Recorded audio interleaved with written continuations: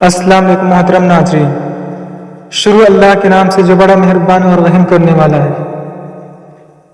آج ہم بات کریں گے قرآن مجید کی ایک عظیم سورت کے بارے میں، ایسی سورت جو ایمان کی حفاظت کرتی ہے، فتنے سے بچاتی ہے اور انسان کی زندگی میں نور بھر دیتی ہے۔ جی ہاں، یہ ہے سورہ کہف۔ یہ سورہ خاص طور پر جمعہ کے دن پڑھنے کی بہت فضیلت رکھتی ہے۔ جو شخص جمعہ کے دن سورہ کہف کی تلاوت کرتا ہے، اس کے لیے ایک جمعہ سے دوسرے جمعے تک نور ہی نور ہو جاتا ہے۔ پہلا معجزہ یہ ہے کہ فتنوں سے حفاظت ہوتی ہے۔ سورہ کہف کی سب سے بڑی خاصیت یہ ہے کہ یہ انسان کو بڑے فتنوں سے بچاتی ہے، خاص طور پر دجال کی فتنے سے۔ جو شخص اس سورت کی ابتدا 10 آیات یاد کر لے، اللہ اسے دجال کی فتنے سے محفوظ رکھتا ہے۔ دوسرا معجزہ یہ ہے کہ نور ہدایت حاصل ہوتی ہے۔ جمعہ کے دن اس سورت کو پڑھنے والا شخص روحانی نور حاصل کرتا ہے۔ یہ نور اس کی زندگی میں رہنمائی کرتا ہے اور اسے سیدھے راستے پر قائم رکھتا ہے۔ تیسرا معجزہ یہ ہے کہ ایمان کی مضبوطی ہوتی ہے۔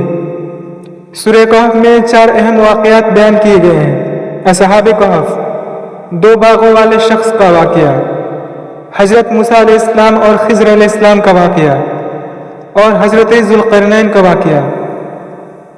یہ تمام واقعات ہمیں صبر و توکل اور علم و انصاف سکھاتے ہیں۔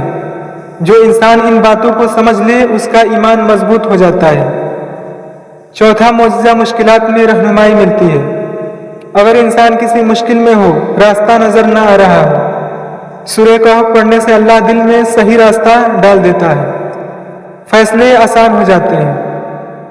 پانچواں معجزہ یہ ہے کہ دنیا کی حقیقت شعور سمجھ میں آتی ہے۔ یہ سورہ ہمیں دنیا کی حقیقت بھی سمجھاتی ہے کہ یہ دنیا عارضی ہے، اصل کامیابی آخرت کی کامیابی ہے۔ جب انسان یہ بات سمجھ لے تو وہ گناہوں سے بچنے لگتا ہے۔ عمل کا طریقہ یہ ہے کہ ہر جمعے سورہ کہف کی تلاوت کرے، کم از کم پہلی 10 آیات یاد کر لے اور روزانہ کچھ نہ کچھ اس سورت کو حصہ پڑھنے کی عادت بنا لے۔ دوستو، سورہ کہف ایک ایسی روشنی ہے جو اندھیروں میں راستہ دکھاتی ہے، فتنوں سے بچاتی ہے اور ایمان کو مضبوط بناتی ہے۔